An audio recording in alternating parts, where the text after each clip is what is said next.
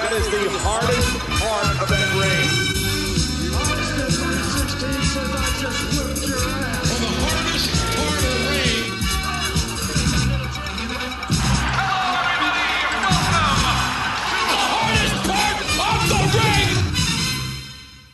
Hello and welcome to episode number 93 of Hardest Part of the Ring, the podcast where four friends get together to celebrate the wonder of professional wrestling, and it's the last podcast of the year. Of the decade. Of the decade. Yeah. Wow. So does that mean we've been going for 1 decade in January? Does that? No, I suppose not. Well, we're going into our second decade. Is that right? No, that sounds all right. Put it that way, that sounds impressive. 2-decade pod, Yeah. guys. Woo! Yeah, crossing over the decades. That is impressive. The last podcast was episode 92, which was a week ago. It was the hardest part of the ring Christmas quiz for 2019. Sam, you've been celebrating all week? Le Champion! I tell you what, there was a lot of results last week that left a very bad taste in the mouth. Really? I can't think of any others. Can't think of any one others that at all. says, we'll still be podding about wrestling when the apocalypse is coming. Losing it on a coin flip. I mean, we are going to talk about a Corbin win at some point. Hey! I had that joke stored up for later. Yeah, I'm sure everybody did. Glad it's done. Just not the one Brett wanted. And I think it's safe to say we all wanted that. But let's keep politics out of it for now. And let's talk about TLC 2019. It is the last pay-per-view of the year / the decade. Do you want a little fact about 2019 in general, or Yeah. something to do with this pay-per-view? Basically, 2019 is the first year since his debut that John Cena hasn't wrestled on a pay-per-view. Wow. Oh, yeah, I saw that. Breaking. Okay, Sam, you're supposed to go. Oh my God! Oh, he tweeted about it, didn't he? That's why Sam wins quizzes. Do you follow John Cena on Twitter?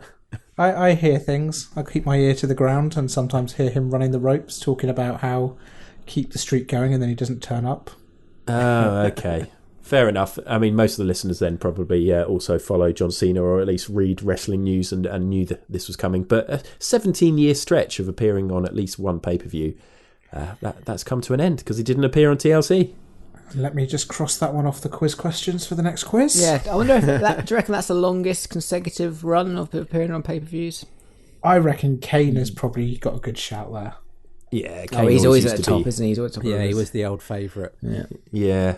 I don't know. We'll have to look into that. Maybe one of you can look into that. Commentary count? Booker T's probably got a good shout if you include pre-show commentaries. No, commentary does not count. Okay, all right. Oh, did you know, Spanish commentator, God, what's his name? Sorry, this is great content here. I know. Carlos Cabrera. Yeah. Yes. He's been with the company since 94. Yeah, I think we covered this in a pod a little while ago, didn't we? Yeah, we did a rewind, didn't we? And he was on one of the really old rewinds, and it was quite shocking to see him. Unbelievable. What service. I hope he ends up in some sort of feud or gimmick or affair with Lana, just as his like going away. He's probably only still there because they can't afford to pay his redundancy package. Oh, man. Yeah. He'll be in the Hall of Fame at some point. Oh, he's got to be. Oh, that'd be a And lovely they put touch, the award actually. on the table, and the table falls apart, and they all go through it. He jumps over the barricade in fear. Yeah. Right, okay. Let's talk about TLC then. I should also say, listeners who listen to the Christmas podcast, the Christmas quiz, excited for the Secret Santa gift giving, would have been gutted that it didn't happen. But I can confirm all four of us have our gifts and we will be doing our Secret Santa about halfway through this review. So you've got that to look forward to as well. But for now, we're going to have a quick break and then come back and talk about TLC. And he dropped the WWE United Kingdom champion on the hardest part of the ring. TLC. For some reason, I keep, like Sam noticed, in fact, John noticed as well, I kept on writing down Hell in a Cell on the running order instead of TLC. Why is that happening? It's weird. Yeah, TLC's Christmas. I think they're just both really gimmicky. That's all right, though. I even opened up the Hell in a Cell Wikipedia page just before this. I don't know what's going on. I think I we're don't remember fatigued. any of these matches. What's going on? Yeah, I think we needed the Christmas break, to be honest with you. But before that, we will talk about TLC.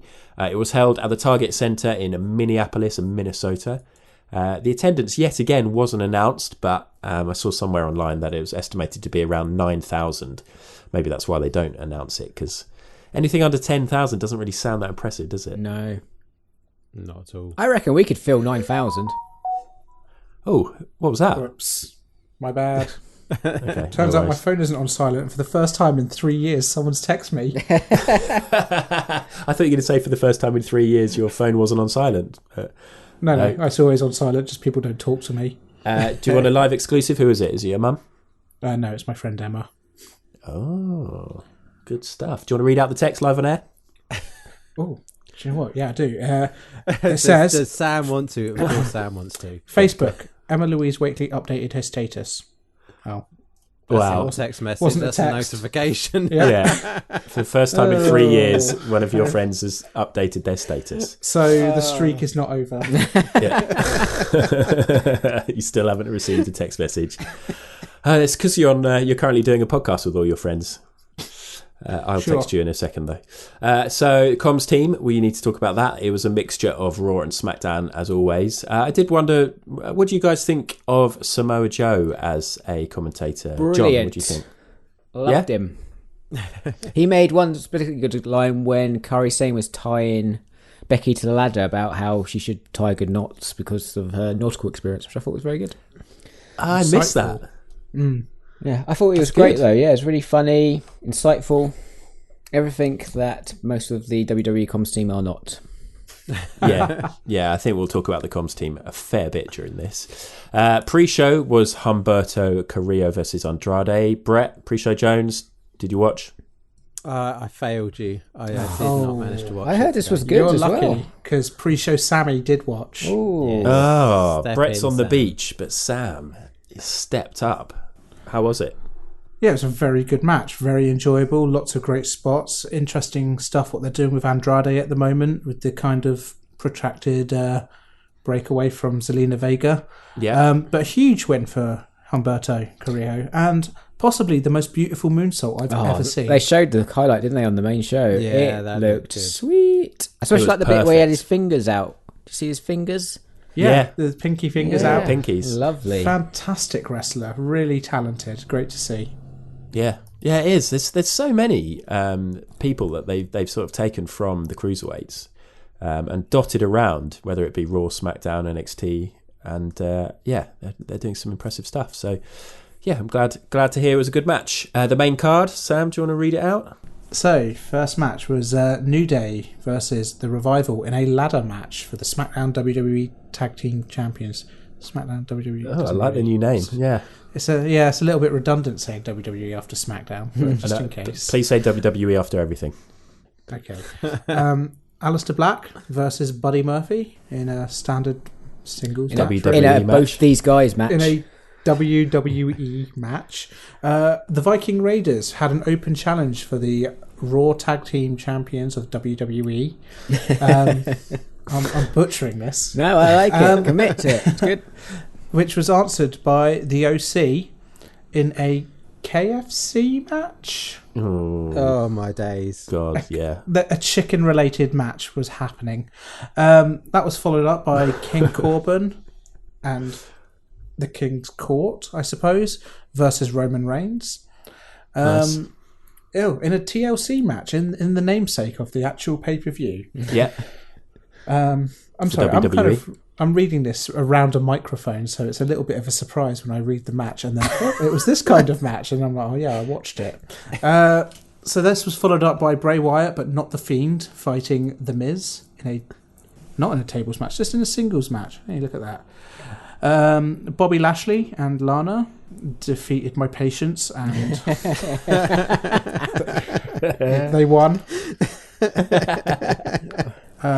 But they also contested a tables match, and then the event was seen out by Kabuki Warriors versus Becky Lynch and Charlotte Flair in a TLC match for the WWE Women's Tag Team Championships For WWE. for WWE. I feel that's the longest it's taken to read out the card. Yeah. That was fairly lethargic, and I think that's a sign of things to come. So, So carry shall on we get listening, on listeners. with it? No, yeah. I mean, it's a joke. We tend to peak at the end of the year, so this is going to be full of excitement and fun and incredible sound bites that you're going to want to record on your phone and play for your family over Christmas. Right, guys? Yeah. Yeah. Key matches is what we're going to talk about first. Before we go on to all the usual stuff that I do not need to list. But we picked out two. We're going to talk about Bray Wyatt versus The Miz for the Universal Championship. And then we're going to talk about the Kabuki Warriors versus Charlotte and Becky Lynch.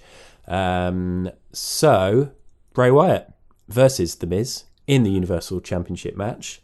I'm sure we're going to talk a load about the fact that Bray was Bray and not The Fiend. But I want to start with all the build-up to this, the kid stuff. Mrs. Kids. Yeah, I hate it when they involve real family. You say that, but that was clearly Liv Morgan. I have a bit of an issue with this because that child, like in the bit where they run up to the room, the child was clearly distressed. It started to cry. And if your parents run into the room and they're looking concerned and they pick you up out of your cot, that's going to have an effect on a child. I'm not saying it's going to be a long-lasting one, and I'm sure they'll watch this back and find it hilarious, but it's just weird involving actual kids. Like babies. Babies, Sam, babies. Oh, just, long ago, Brian Pillman rocked up at Stone Cold's house with a gun. Like, Yeah, come on, it's wrestling. It's fine. Yes, I mean, it's only the children's future. She'll be a wrestler as well. Shape their mind for the rest of their life. They won't remember it. Hold on, I'm just going to go wake up my daughter and get a Psycho Teddy and put it in her bed with her. I don't think they'll remember any of it, to be honest. Maybe the kid is just really method, Yeah, maybe. Does it feel a bit tried and tested though? The whole bring in the family. I love it. It's kind of Samoa Joe's thing. Yeah, tried and tested kind of that's makes what I mean. it sound like it works and it's good. Well, yeah. Yeah, I guess language matters. Miz and Maurice just will happily be on camera doing anything.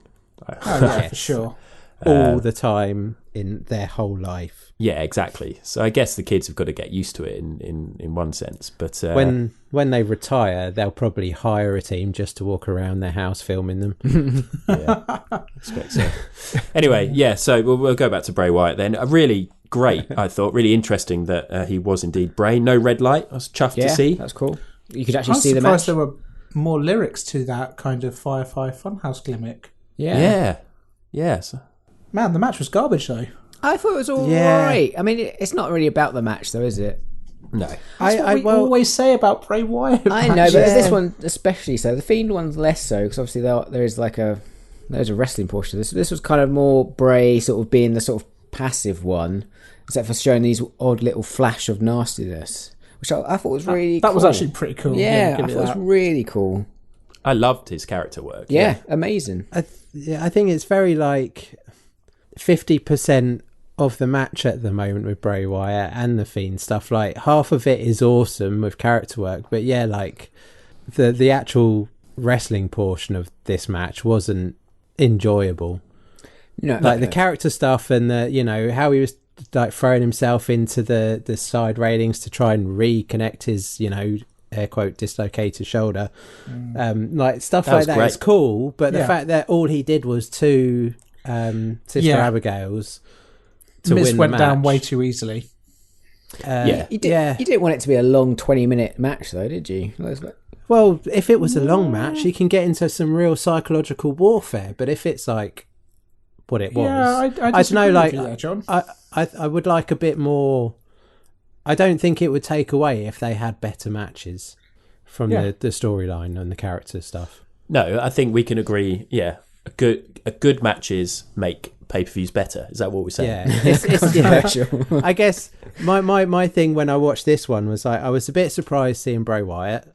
I'm not up to date with Raw and SmackDown, so I don't know if that was a given that he was going to be Bray Wyatt in this match. But it does, I guess, like we said before, or with the cult, the Wyatt family, maybe this is where it starts to go a bit awry for him because you worry that there's not a great match in there. I think that's the big concern with Bray Wyatt at the moment. Is like kind of we've seen a lot of the kind of teasing of, oh, he's this fiend, he's this demon, he's kind of got these weird superpowers. But like, I think kind of I'm at the point now where it's like, I really want to see like a half an hour, wrestling match with him, kind of put him through his paces, have a really solid kind of, I think that maybe the problem is that he isn't actually that good as a wrestler. Oh, like, we've never guys. really as a wrestler. Like when has he had a really good wrestling match since we've been doing the podcast? You had to add that caveat. Yeah, come on. We've all got memories like sieves as well. I can't remember any wrestling from last week. No, but like I think we've always been fans of his gimmicks, and we think he is great on the mic and his character work and stuff. Yeah. But it's true. He just doesn't really tend to have good wrestling matches. I don't even think it's like what really baffles me is I guess like the creativity from him goes in one area but not the other. So I don't necessarily think that. I think he probably he's definitely shown flashes that he's a capable wrestler, but the putting together a match as opposed to putting together the story of a match is perhaps where he lacks. I disagree with all of you guys. I think I love this. I think Bray's great.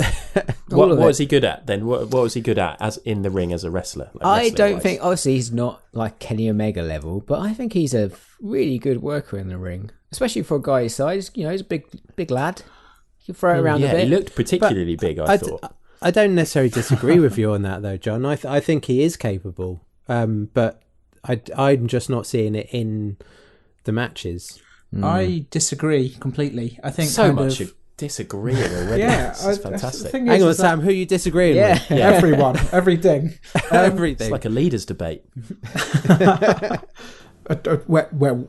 think let's get TLC done. And you're Prime Minister. Congratulations. Thank you. No, the thing with Bray Wyatt, which kind of upsets me a little bit, is that kind of I just feel like he's obviously got an athleticism to him because he keeps doing those crazy kind of crab things, and he's got some moves in the tank. But like, I think in comparison to a lot of the wrestlers who are currently in WWE who are incredibly athletic, it kind of makes the bigger, slower people stand out even more than they would have previously.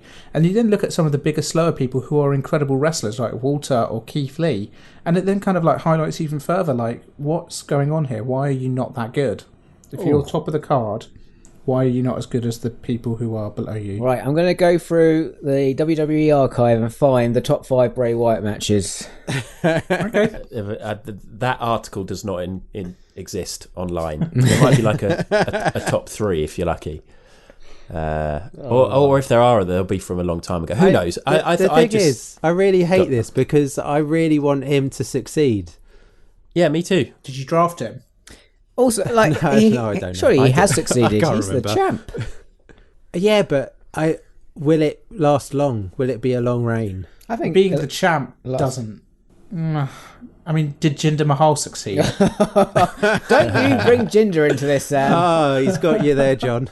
I think the thing is, it's like this match was all about the story and the intrigue with Bray coming out, and he was so good, like doing these fun little expressions, and the fact that he was sort of happy to take the punishment and enjoying it, and then sort of saying sorry, and all that stuff is absolutely brilliant. But I'd say sort of like a 3-star match, really. And considering how good all the character stuff was, it could easily have been an absolute belter, but it just wasn't. It wasn't there. But I was such a relief to not have the red light, because I was thinking I'm kind of over that a little bit. So it's nice to have something a bit fresh, and to know that he will be able to flip between the two depending on what's going on and who he's feuding with. I do like that. Yeah, I think it takes it in a really interesting direction.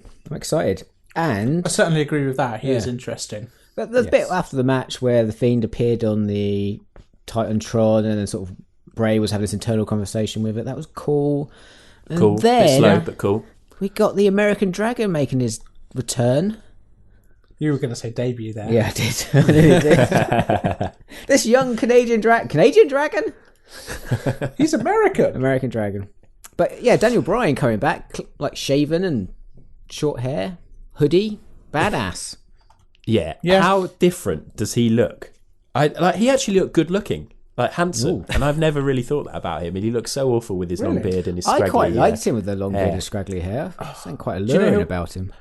I always thought early SmackDown general manager Daniel Bryan was quite handsome, with the kind of like Oh yeah. shorter hair and no beard. Oh, the horrible blazers. Nope. Oh, he used to wear the flannel shirts. Trendy dad, I'd say, was he? Yeah, trendy dad Bryan. I don't know about that. But yeah, he looks great. He looks really good like this. And the Yes movement looks like it's officially back. Even wearing the maroon hoodie. Yeah. I'm pretty excited. I mean, a bit weird, the bit with the mallet where he sort of lifted it up, and I thought he was going to smash the belt or something. And then Yeah, that's what I thought as hit well. it in the middle of the ring. And it's like, oh, bit odd, but overall pretty cool. But yeah, very flat finish to the match. The Sister Abigail, there was no reaction. And even when he lifted up the belt, Bray, to sort of celebrate, the crowd were kind of like quite quiet. There's no booing or anything, but I like this. This was... They were really with him early on as well, weren't they? Yeah, they were. they definitely were. Yeah. I liked it, though. So screw you guys. It's good that it elicits kind of very different reactions, because it kind of, they must be doing something right if people do like it, even if it's not me. But, yeah. We like the character stuff. We can all agree on that. Yes. Okay, let's move on then to the second standout or key match that we're going to talk about in detail. And it's going to be the main event, which was the Kabuki Warriors versus Charlotte and Becky Lynch in a TLC match for the Women's Tag Team Championships. Am I the only one who made a load of notes on this throughout the match and was really down on it and made loads of notes about how disjointed and weird and slow it was, then read about what actually happened and now looks back on it slightly differently? Absolutely not. I thought this was amazing. You are the only one. Oh, I didn't like this match at the time, and I still don't like it now. What? Oh, what? This match was wild. It was pretty rubbish, I thought. Yeah, I'm with Adam. There's some great spots, like the whole My tying word, Becky what to is the going on? I'm with ladder Sam. and pulling Right. the What? rope. In one podcast. Right, firstly, we're all talking over each other quite a lot. Yeah. Sorry, it's just Sam's thrown me because I'm on the same page as him. Okay, let's sort this out then. We know that Adam and John are against the match, and Sam and Brett are for the match. So we need to decide 100%. We're going to talk about this until all four of us agree. Okay, Sam, why was it good? This match was wild. It was like Asuka and Kairi Sane just snorted a bag of cocaine before coming out to the ring. Because, Allegedly, my God, let's put that in there. I'm just saying, tables, ladders, chairs, fire extinguishers, ropes, kendo sticks, more chairs making seat belts. Insane. Just level of madness that they were bringing to the ring. Original stuff that I've never seen before. Have you ever seen someone tied to a ladder for 20 minutes in the middle of a match? I have, but not on wrestling shows. Something else I was watching. Honestly, like the point where Asuka was literally swinging the rope around her head like a lunatic whilst Kairi was beating the shit out of them. They made the Kabuki Warriors look so strong, and they were so methodical in the way they beat the shit out of Flair and Lynch. It was excellent to see. It brought Flair and Lynch down a little bit in level to kind of more of the roster, because the way they've been building the women's roster for a long time now has been, here's Becky Lynch, here's Charlotte Flair, everyone else, and it kind of made it a little bit kind of giving it like a top card and a mid card and all of that. Asuka, her stock has risen so much, and they've made those tag titles relevant again. And fucking Kairi Sane being a tag team champion and being in the main event of TLC, I don't think anyone would have called that from her call up from NXT. Like, this was, in my opinion, a celebration of some of the best wrestling that they've been doing for a while. Brett, do you agree with all of that? Anything to add? I mean, to that case? I agree with, like all of that innovation, which in these matches is always great to see. And I think Asuka is such a character. She's got she's a, charisma overload sort of thing. She's so fun to watch. And I was really enjoying this. And I was like, if they could just put Asuka in every main event, I'd be happy. Because I think what they both brought, and they were insane. There was so many moments in that was they were lost the plot, which was brilliant. The only thing that soured this match a bit for me was obviously there was a point where Kairi Sane was definitely hurt, and she was running away, I think legitimately, from the others with the chairs and stuff because she didn't want to take another knock. Yeah. It was that bit where Charlotte tried to pull her up for the powerbomb. And that was just she sketchy did from the not get-go, want to do wasn't that it? powerbomb. It's like, nope. Well, this is the thing, because I thought it was pretty awful. It was so disjointed. There was loads of confusion. There was bits where they were moving stuff around and then moving it back, changing positions of the tables. They were talking to each other quite a lot, and I was like, this is really weird. There was a bit where Charlotte went for a spear, but then she sort of didn't, and then that powerbomb. And then, obviously, I read about it and read that Kairi Sane basically got a concussion early on in the match, and that totally threw everything. And then I watched the match again just before the podcast, and you could see how that just totally threw everybody. And Becky was having to talk to the ref, trying to talk to Charlotte and to talk to Kairi Sane at the same time. And that, I thought it was a terrible match, but now I know why. I think they handled it really well, though. Yeah, I don't know. I don't think they did. Yeah, I think Becky's a hero. She did a great job after reading about it and then watching it back and seeing all the things. It's that bit on the outside with the chairs where there's some really rubbish chair shots, and Becky's obviously having a word with Kairi and sort of puts her on the floor, literally just pushes her down on the floor, like basically just stay there. Yeah, there's a video on Reddit of when the powerbomb happens where Charlotte's put through the table when they're standing on the apron and Charlotte gets put through the table from a different camera angle. You can see Becky rolling Kairi Sane to safety because she knew there was going to be a bit in a minute where she was going to be doing these exploders. But during the match, it was just the Charlotte struggling to lift up Sane, but now I know why, because she had the concussion. She was really struggling. It just was all really disjointed. Yeah, I agree. I thought it was kind of slow, and it kind of just got really loose and messy, but obviously because of that. And most of it, 95% of that match happened in front of the announce desks, Yeah. Yeah. It's weird. I didn't enjoy it. And I thought the injury fit, there's a bit of the spear I thought was quite funny because it was bad. She slaps her off. Yeah, she just pulled her up and then slapped her in the face. I was like, well, obviously something's not quite right here. Maybe don't slap her in the face. Yeah, man. But there were some bits I did like the whole rope bit was really cool, especially how they kept that on there for the long term, and then sort of Oscar did the really cool pull down bit. That was so cool and inventive. But overall, I didn't enjoy this match at all. Oh man, just thinking back about it, it's just the amount of spots that I really enjoyed in this. I like the point kind of where Charlotte and Becky were just chucking Sane to each other, kind of taking advantage of the sides on the announcer tables. They did that insanely horrible spot that I hate, where someone gets bulldogged onto a chair that's upside down, and eventually someone will lose their eye. Mark my words. That was scary. And you know what? That rope spot, that's a risky spot that I've not seen before in any kind of ladder match. And No. You're looking at that and you're a little bit like, is this gonna work? And I thought they pulled it off with absolute aplomb. I thought it was really well executed. I think the match was disjointed. The bit when they were trying to get the rope out of the ladder, it was like, come on, why are you taking so long doing this? This happens in so many of these matches though. Yeah, that's in why the Hell in a Cell and in TLC matches, that do. stuff happens quite a lot. So there was bits like that didn't really throw me because you see it happen, and there was other spots with Becky Lynch's leg drop onto I think Kairi Sane, wasn't that was it? Brutal. That was through the brutal, table. Yeah. I think Or was there's that no Asuka? doubt I can't remember. there were loads of great spots. I just think if the injury hadn't happened, this would have been an incredible match. But because of that, it just threw it. It was so disjointed in the second half or after the injury. But I guess we're just in danger of repeating ourselves. We're not going to be able to convince all four of us.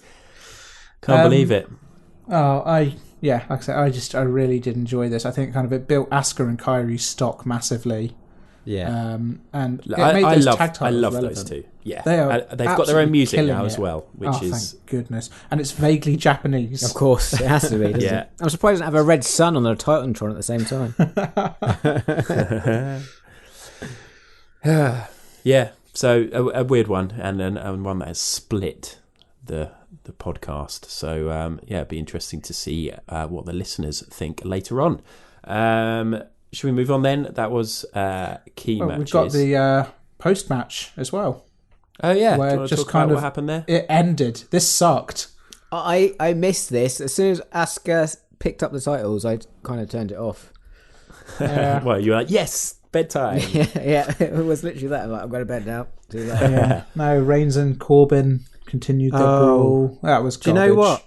Do you know what? I was like, I'm sure I watched it to the end. I don't remember anything happening after this. And now I know why I don't remember anything happening after it. Because there was that crap spot where he speared him off the that's side. a good spot. That is a good spot. Not when there's like 50 wrestlers underneath him ready to catch him.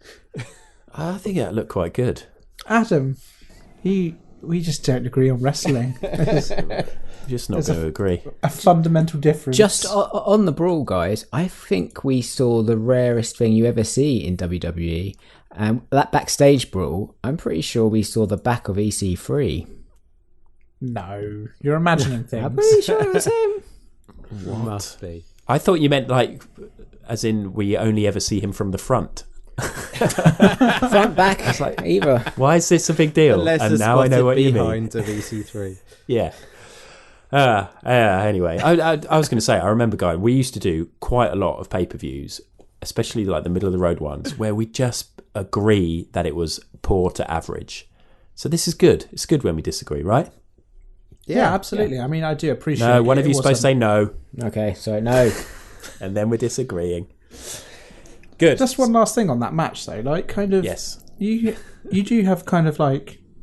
I don't want to... How do I say this nicely? You have both guns out for the Young Bucks because their matches are overly synchronised and look a bit too slick. Because they're too choreographed. Like, there's too spot after spot after spot. And it doesn't feel like a real fight. Do you not feel like this felt like a kind of a real fight?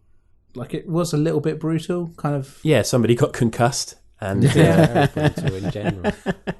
So, yeah. Well, I think there's no doubt that it was affected by the injury, though. I mean, you don't dispute that, do you? No, certainly. But I think kind of they did the best with with what they were given. Kairi Sane was out of the match. Asuka continued it. Kairi was kind of protected by everyone. I think kind of that's a good thing, really. Do you think in future, if this thing happens, they should properly stop the match? Yeah, I've seen talk of that. That's a difficult one. I mean, probably yes. I mean, you say that like in some instances, I would say yes, but if you had like, I don't think they should continue. For example, with a serious injury or a concussion like that, because that could lead to so much worse in the match for both parties, not just the concussed person. Yeah.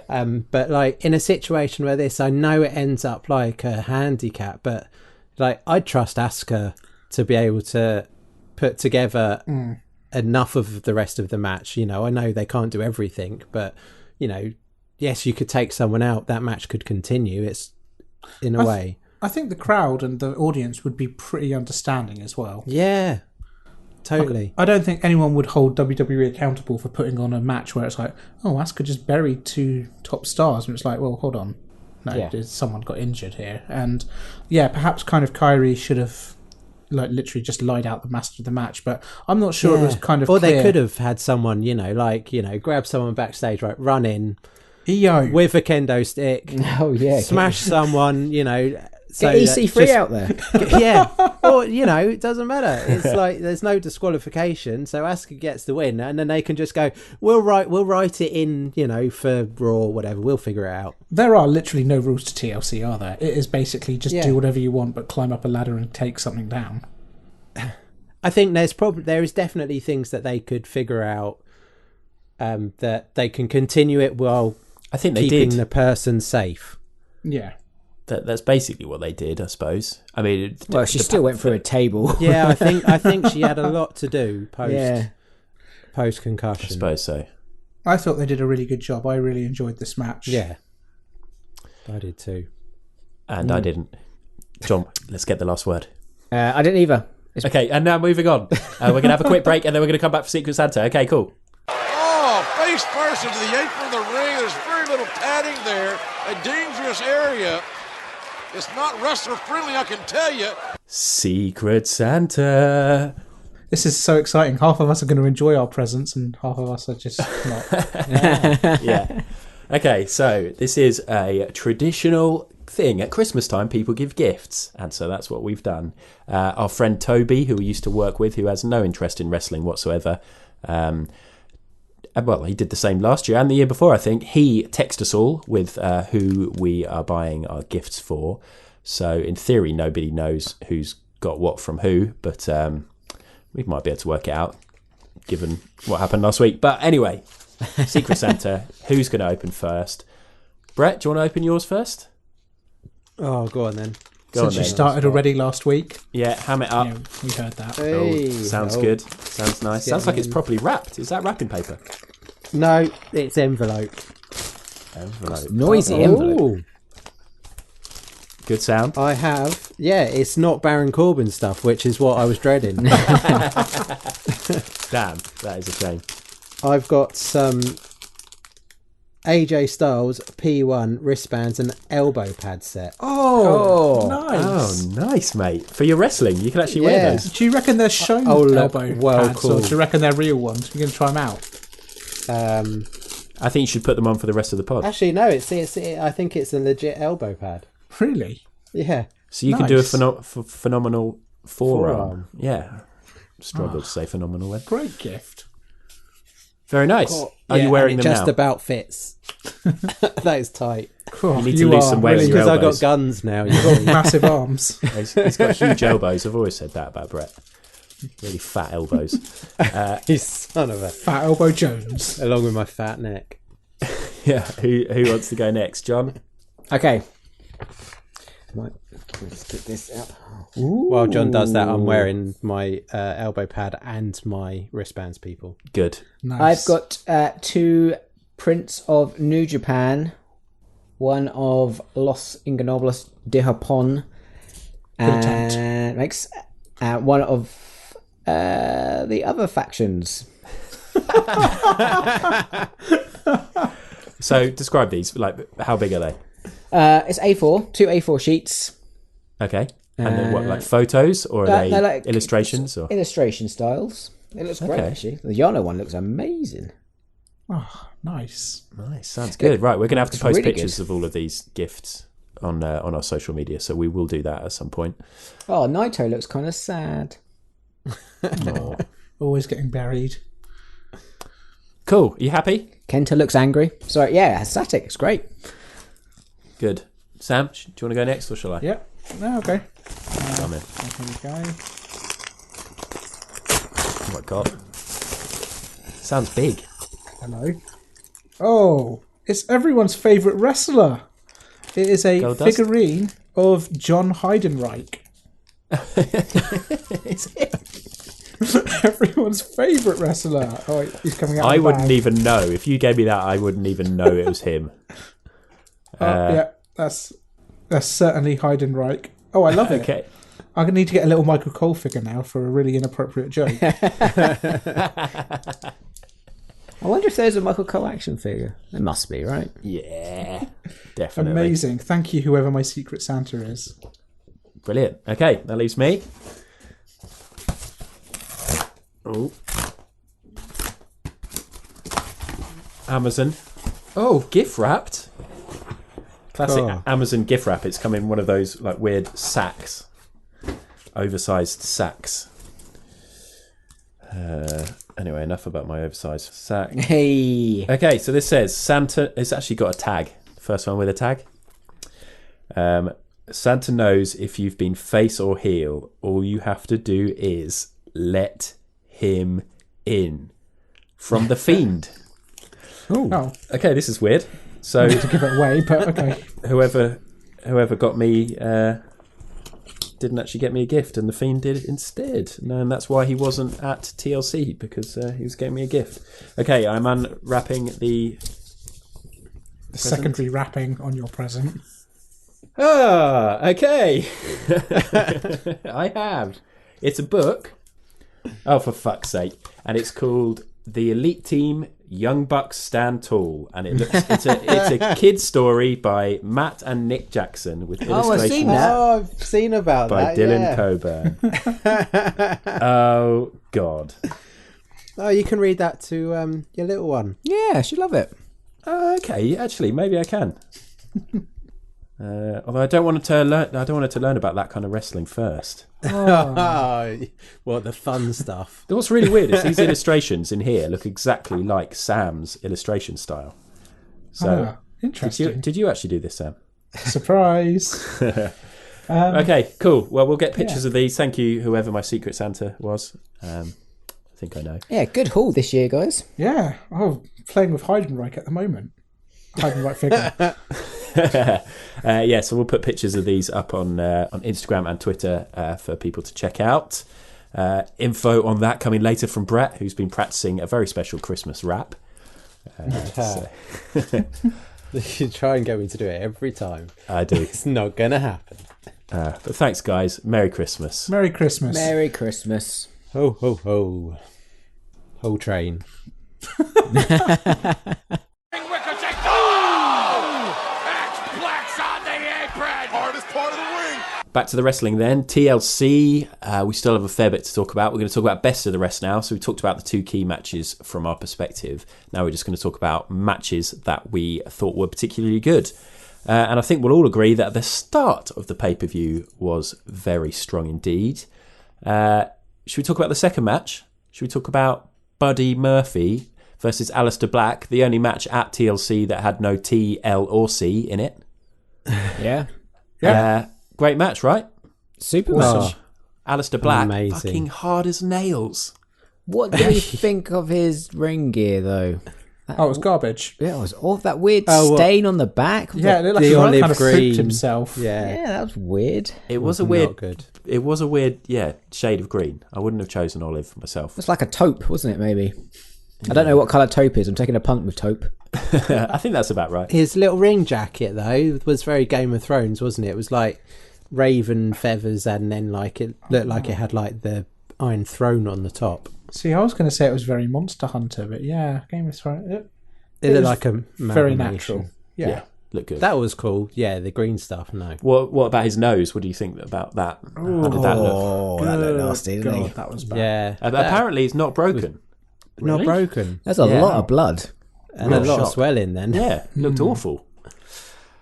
This was a really, really good match. I tell you what, Samoa Joe absolutely killed it with the commentary on this match as well.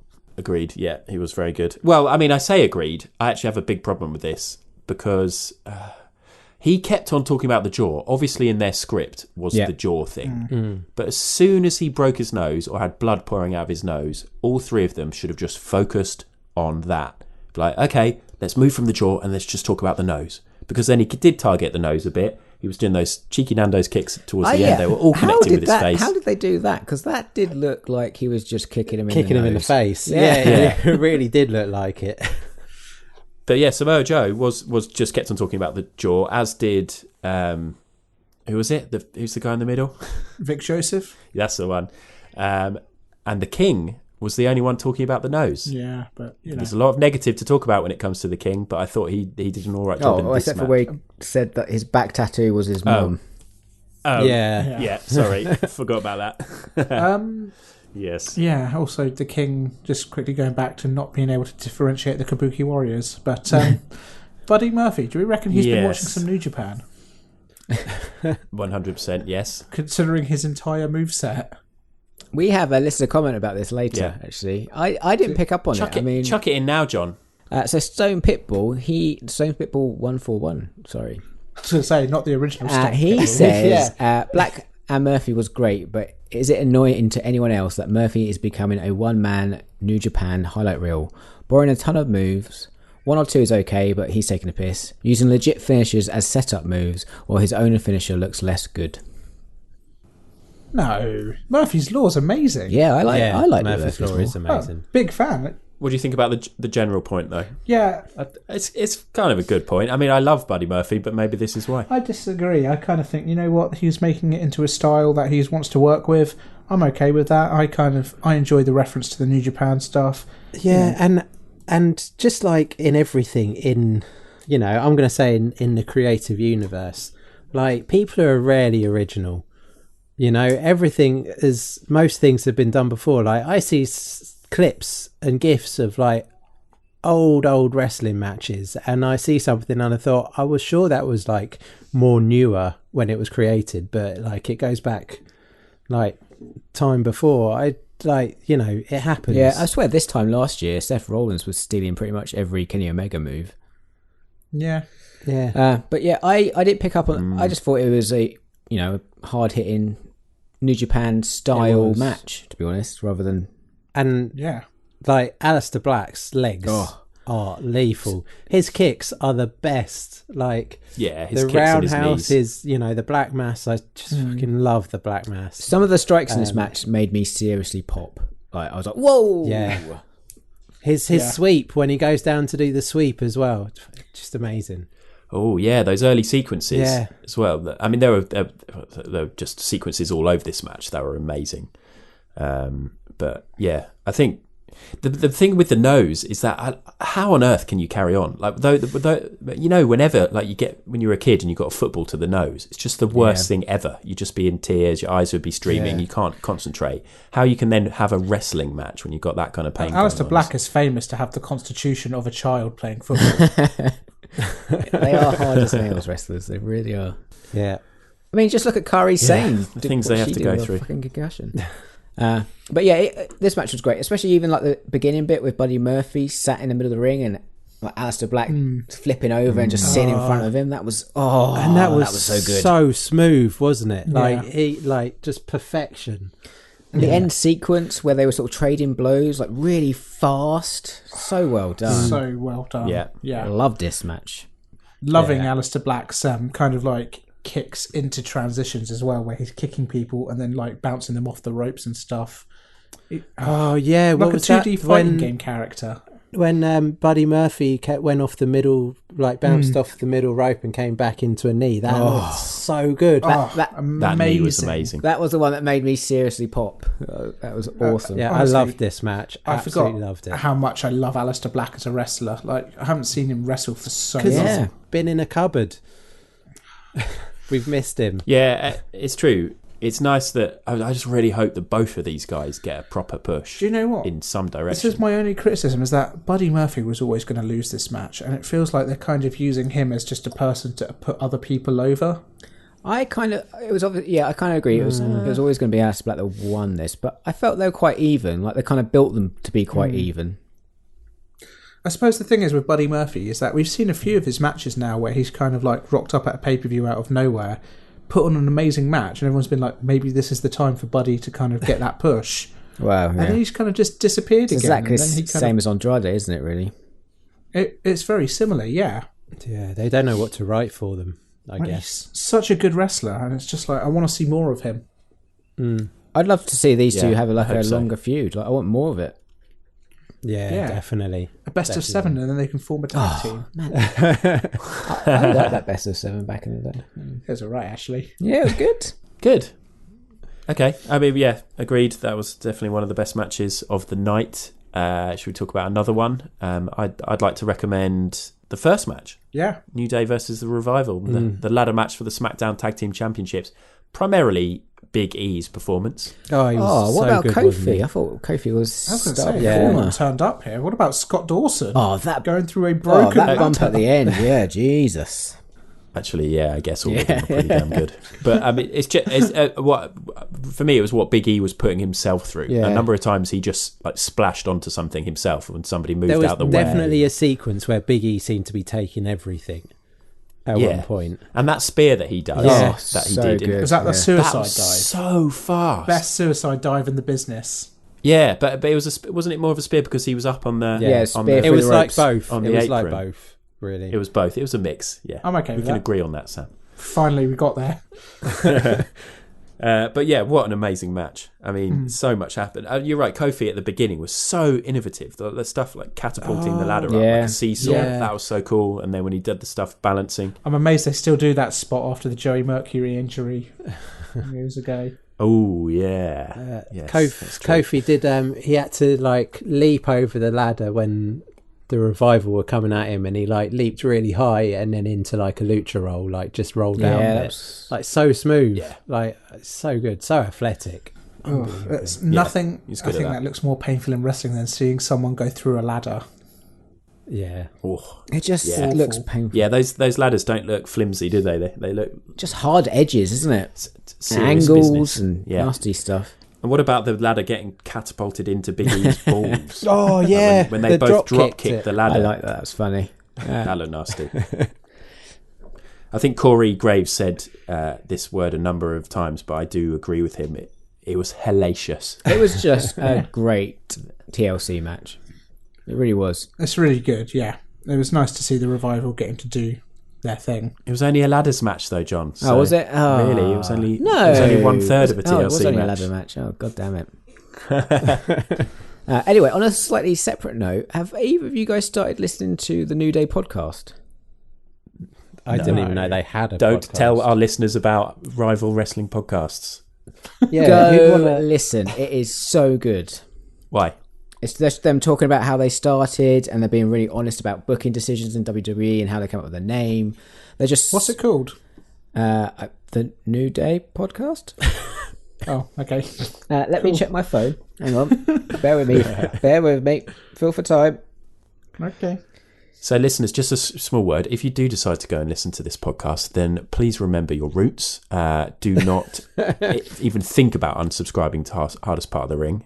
It's if called, anything... Okay, go, John. New Day, Feel the Power. It's so funny, though, because they've got obviously such great chemistry. It's so eye-opening to hear from people who are still in WWE about how to pitch ideas and, you know, the forces to be, how they sort of deal with That's that. awesome. It's really good. I recommend it highly. So in the lexicon of wrestling podcasts, it goes Rybacks, ours, the New Day. Yeah. Okay. I'm Top okay three. with that. Very much the top three. Cool. Nice one. Have we said all we wanted to say about the tag team championship match? I mean, what do we think about the Revival? The fact that, you know, they've had a couple of shots at the titles now. Do you think they should be moving away from the title picture? Do you think they're too good for that? Apparently their contract's up at Mania or around them. Really? I think I heard that somewhere or read that somewhere. I was surprised when they said they were 4-time champions, to be honest. I think they're a lot happier than they were this time a year ago. Yeah, they were definitely wanting out a little while ago, weren't they? Yeah, so I wouldn't be surprised if they stuck They're around. so now. good, though, aren't they? Yeah, they really are. I can understand why the OC would sign new contracts because, I mean, why? Who's going to want to go see them? But the Revival, they could clean up in New Japan or AEW. Like, they make big bucks, I reckon. Yeah, that's a fair shout. Revival are just an incredible tag team, to be honest. I tell you what, I wouldn't mind seeing them possibly, I know this might sound a bit crazy, going back to NXT, just because it feels like the NXT tag team division is a little bit floundering and could do with some kind of like injection of talent there. And Revival are such a good team, they would really put on a show every time. They've got the fashion police there now. They're fine. Yeah.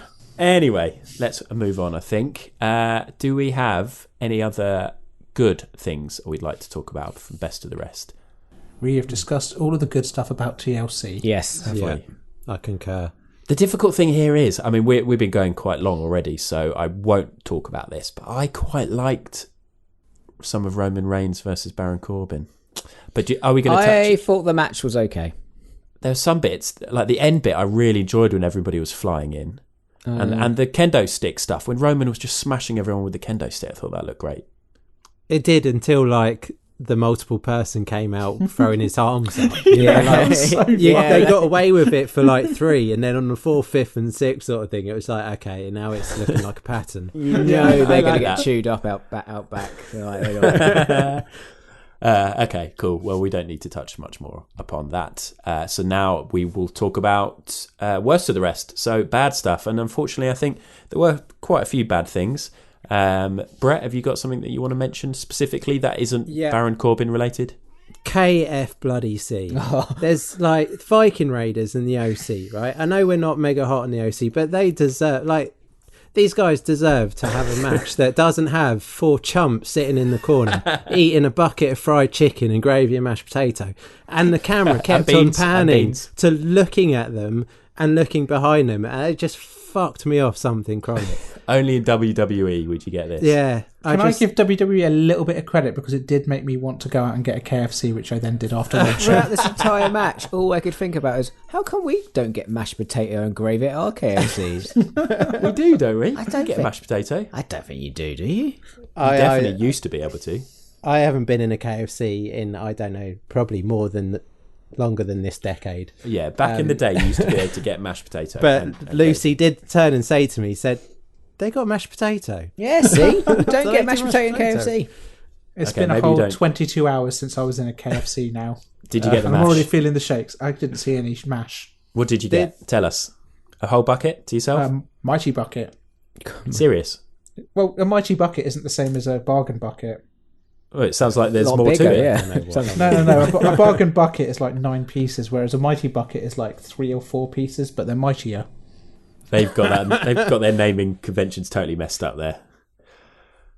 3 or 4 pieces, 3 or 4 entire good. chickens. Good chicken. Uh, I enjoyed good. it. But yeah, so you're not a big fan of taking a match and screwing it with it like this. Apparently, the 2 guys on that table were local wrestlers, one of which had appeared on a NXT. Oh, I was going to say, who Really? enters a competition to sit ringside and eat chicken in front of everyone?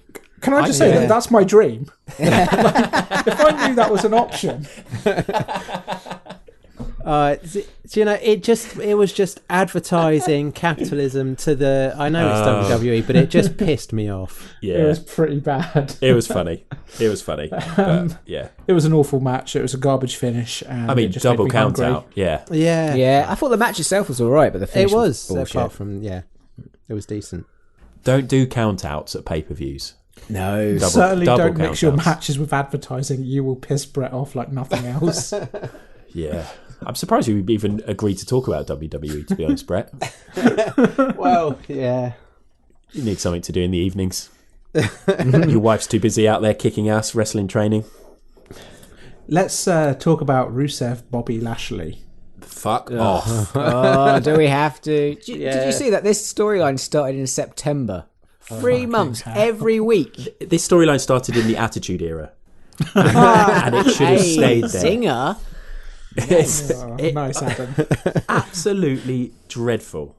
It's so bad. I just don't get who it's aimed at. That's the thing. Like, they're doing this whole kind of like e-network kind of reporting as if like That was quite funny. I just don't see where the crossover is of wrestling fans. And But it got them on, like, the pay-per-view. It got this match. Like, where did it sit? Yeah, it was the same penultimate match. Yeah. Yeah. I mean, Toilet break match. yeah, toilet break match. But they got it on, like, on the pay-per-view, not on the pre-show. They got it on the pay-per-view. I don't know how. I kind of I understand. tell you what, even the Rusev promo beforehand, he looked good though. Like, he was funny, charismatic. I loved that promo. Oh, I he's love doing so Rusev. much better off now. We with all love Seagull. Rusev. Yeah, he deserves better. Always and forever. Rusev will deserve better. But he's getting paid, so. But this match was bullshit. I never want to see Bobby Lashley wrestle. I got to admit, yeah, I watched the all the videos at the start, and then I was just like, I hate this kind of stuff. Like, it's so shit and outdated. And then I didn't really watch the match properly, and then it ended. So Gotta be honest, I feel like did- it's. Sorry, man, go on.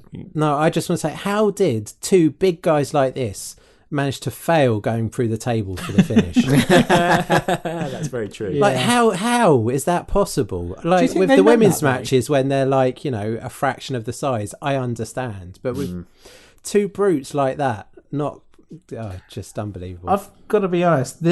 This feud, this match, this is starting to turn into so bad it's good territory for me. Well, it feels like it's carrying on.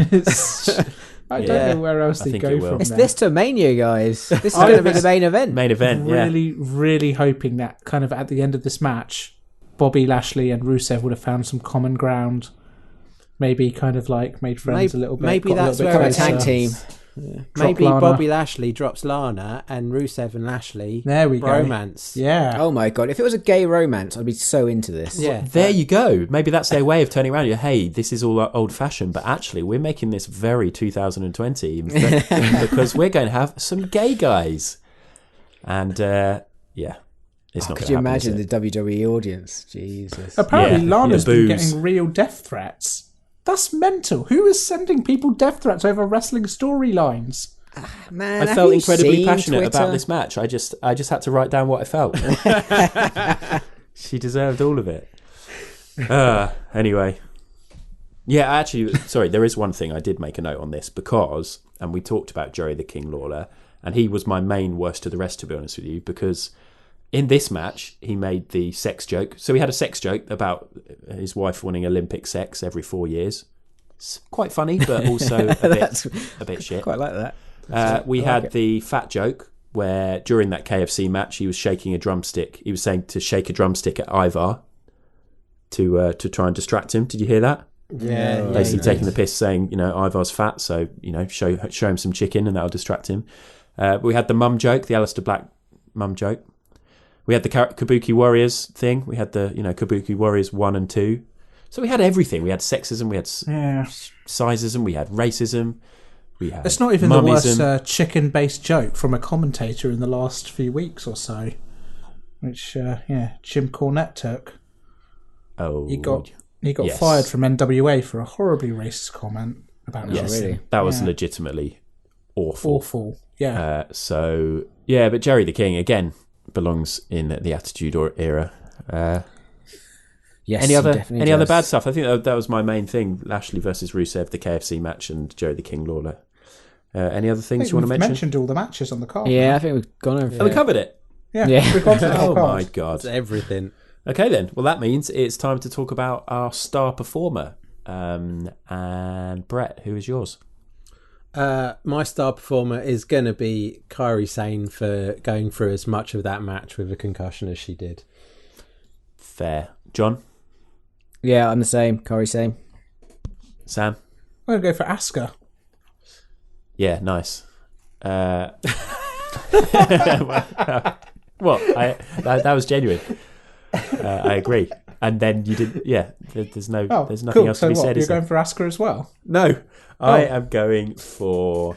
Bobby Lashley. No, I actually wrote down Big E initially because I just think he just took some incredible bumps. But I think actually I'll go for Becky Lynch because having watched that match for a second time, seeing the influence she had post-injury, seeing her talking to the refs and to Kairi Sane and to Charlotte, getting people organised, sorting out the match, very impressive. Total pro. So she'd be my star performer. Final thing to do is the overall rank, giving the pay-per-view a score out of 10 and then seeing how it compares. So, Sam, why don't you go first this time? I'm going to give this a 6.75. Some really good matches, some really shit matches. Okay. Brett? Close. I don't do point whatevers. I'm going to give it Why a not? 7. It's so fun. The Buddy Murphy Aleister Black match wants me to give it more, but the rest of it, I think, a 7. Just a reminder that at WWE Hell in a Cell 2019, you gave it a 7.5, Brett.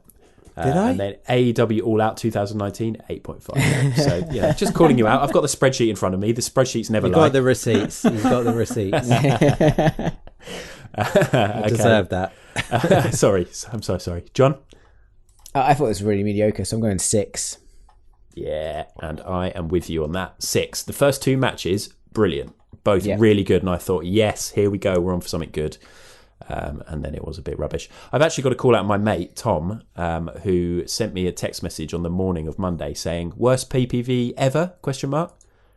I was like, mate, you know that Did you I don't watch SummerSlam? You know I don't watch these until Monday evening and that I try and avoid spoilers. And now I've got to go and watch this knowing that it's absolutely dog shit. So then when I watch those... because you're so easily influenced. Oh, God, yeah. I really am. When I watched those first 2 matches, I was so confused.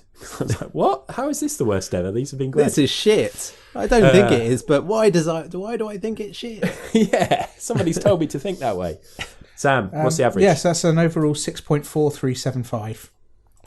6.4375 to be precise. So that puts it just above Fastlane 2019 and just below last year's TLC, which got 6.5.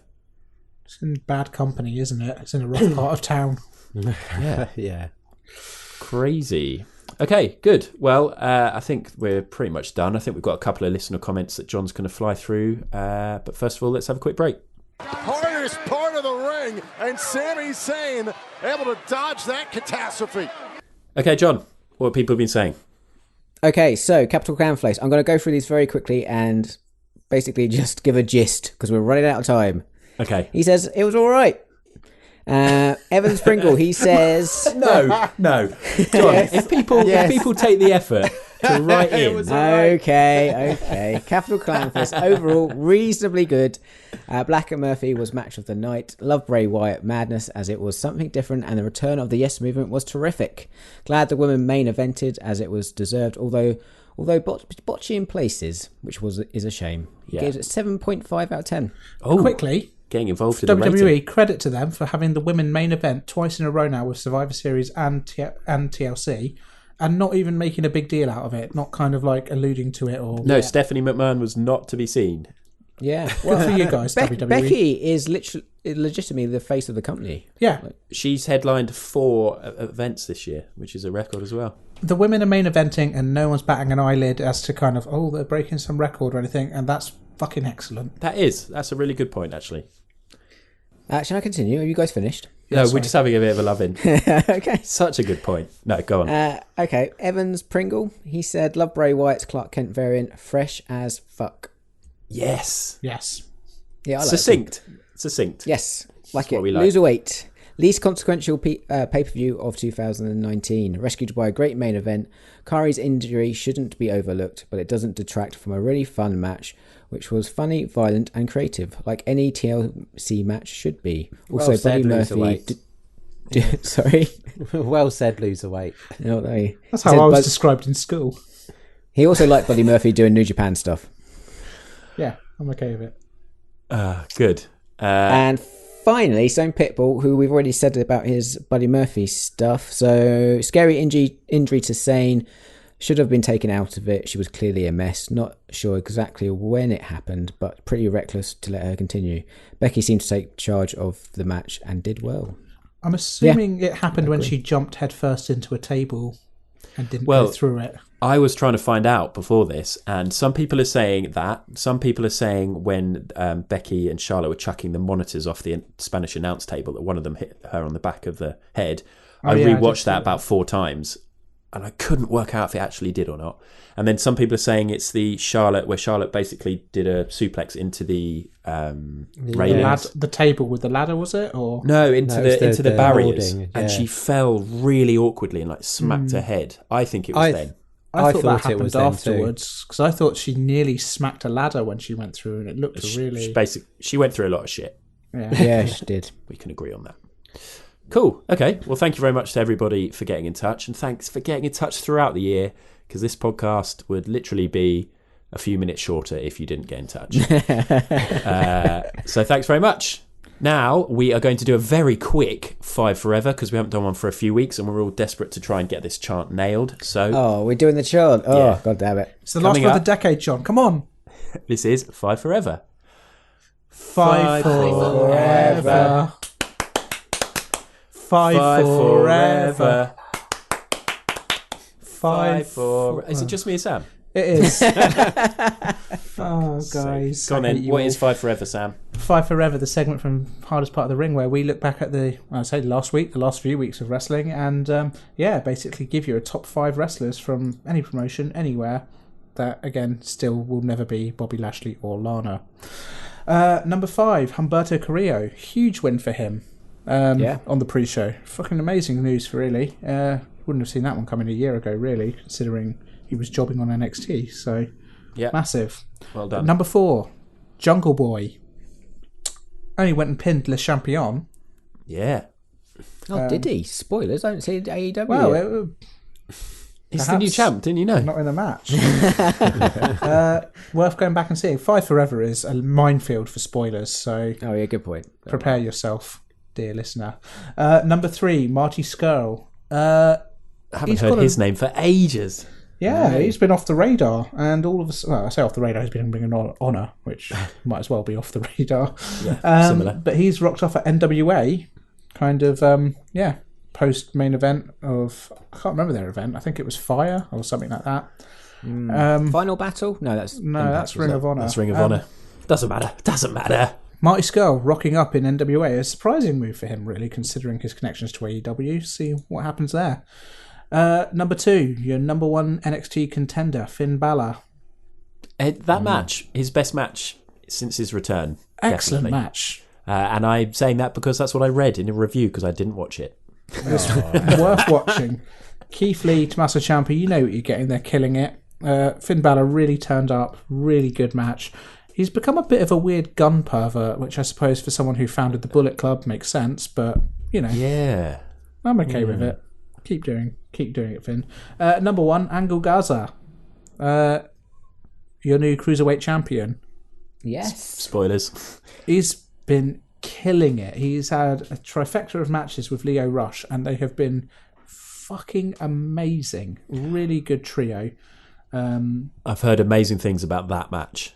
That some people are saying it's one of the greatest matches of the year, coming so late in the year, but really, really worth digging out and watching. So it was the opening match, wasn't it, of last week's It was the NXT? opening match, and Angel Gaza, for me, he has been an absolute standout recently in NXT. He is. It's mad, isn't it? Because when we first saw him, you kind of you'd have thought, oh, it's one of these gimmicks, whipping off his trousers, Beth Phoenix loving it. You know, there's not much more to it, but there's a whole lot more to it. It's amazing. He's really got a good Eddie Guerrero vibe going on, and an amazing wrestler to boot. So, top stuff. Well done for him. Lovely smile. Yeah, absolutely love it. And also, he did then go on to propose to his girlfriend in the ring, who said yes. So that was also kind of cool. Good for you, Angel. Amazing. Angel and Yellowco. I've lost the plot. Continue with the pod. I will. And I will close it up by saying that our next podcast will be in a whole different decade. It's a good point. Wow. That's it for the year now, because we're not going to do a Christmas Day special. Although, shall we? Live Christmas Day one? Imagine how many listeners we get. We can't even get 4 people to chant at the same time, let alone podcasts on Christmas. No chance of that. So, we are taking the Christmas period off, and we'll be back in the new year. Can't tell you exactly what we're going to be doing because we haven't made the 2020 calendar spreadsheet yet. I can tell you what we're going to be doing. We're nothing without spreadsheets. It's Wrestle Kingdom. Oh, okay. Yeah. When is that? Early Jan, 24th, 25th, isn't it? Is it? It's earlier than that usually, isn't it? 4th and 5th, sorry. earlier. 4th and 5th. 4th and 5th. Yeah, we're straight back on it. Back with a bang then. Yeah, so I don't know if we've talked about this on the podcast or if it's just been privately, but of course Wrestle Kingdom is now 2 nights. So what does that mean? 2 pods? Or one massive pod? With One pod. basically 19 matches to look at and probably... a lot of multi-man tag matches to go through. yeah. Okay, so we've got that coming up in the new year. And then, of course, we have got episode 100 on the horizon. There have been discussions. There have been ideas bandied around. We've discussed lots of different things, and we're no closer to deciding what we're going to do. So we're going to have to get thinking about that. If listeners, you've got any ideas, something you'd particularly like to hear, please do get in touch. And that is a good segue, because Brett can now tell us the details. Yes, you can send those ideas via email to hardestpartofthering@gmail.com, or you can tweet us, Instagram us, or Was that Harry? DM us on Facebook. Harry making a late run in. Harry, He is Harry, at he wants to take your Hardest spot. He'd probably be better at it. He would. And Hardest Part Pod for the social media, that was, just in case anyone missed us talking rubbish over it. And you can check out our Big Cartel shop, which is hardestpartofthering.bigcartel.com. Your cat has absolutely thrown you there. No, he didn't throw me. It was you guys pointing him out. Yeah, I'm actually, used Brett to was a him. pro. He did well. I'm used to him yowling at me. Yeah. Brett, we should do a January sale on the shop. Could we do like 10% off everything or something like that? That's pretty easy, isn't it? Yeah. Shall we? Yeah. Cool. Okay. Well, thank you very much, everybody. Thanks for your support in 2019 and for listening. It's been a really good year for us, I think. Our listeners have gone up quite a lot since the start of the year. So thank you to everybody who's new to the podcast. And we wish you a very Merry Christmas. And until next year, it's goodbye from me, Adam. Goodbye to you, Sam. See you in the next decade. Goodbye, John. Merry Christmas. And goodbye, Brett. And Happy New Year. That was the final Hardest Part of the Ring of the decade. So glad you added off the decade. I was like, finally, we're free. That is the hardest